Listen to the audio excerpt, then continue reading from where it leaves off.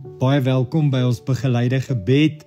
Ek wil vandag met jou praat oor die Heilige Gees en spesifiek God se teenwoordigheid in ons. So, ons gaan in 'n oomblik van stilte in en in hierdie stilte hoef jy niks te doen nie, jy hoef nie jouself te bewys nie.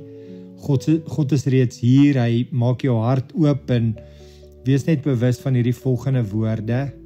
Die Here is naby. Die Here is naby. Kom ons lees saam met Johannes 14 vers 16 tot 17. En ek sal die Vader bid en hy sal vir julle 'n ander voorspraak gee, om vir ewig by julle te wees, die Gees van die waarheid. Hy bly by julle en sal in julle wees. Jesus bemoedig ons, sy mense, en hy sê, ek wil vir julle 'n belofte gee. Hierdie belofte is dat die Heilige Gees nie net by julle sal wees nie, maar hy gaan in julle woon. God se teenwoordigheid is definitief nie afhanklik van hoe ek en jy voel nie, maar van sy belofte. En as God 'n belofte maak, hy's nie soos 'n mens wat beloof en dan nie sy beloftes nakom nie. Selfs in stilte, selfs in onsekerheid, bly die Heilige Gees regtig getrou aan my en jou. Ek wil jou begelei in 'n geestelike oefening. Ek hoop jy sit regop.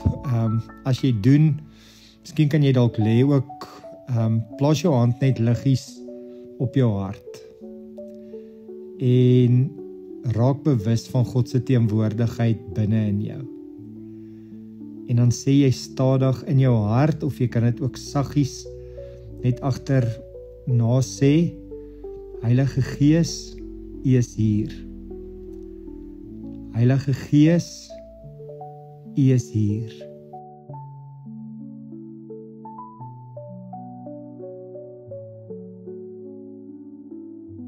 Ek en jy weet van mense wat op hierdie oomblik alleen voel, of onseker of moeg, en ek weet dit is aan die begin van die jaar, maar mense is baie keer so oorweldig deur dinge wat in hulle lewens aan die gang is, en ons emosies kan so vinnig op hol jaag.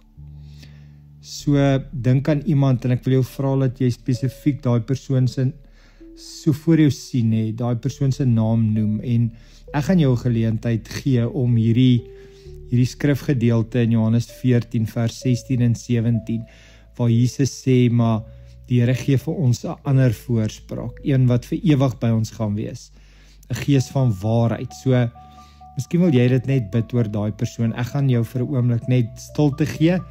Ek gaan bid vir die persoon waaraan ek dink, maar bid jy nou vir daai persoon.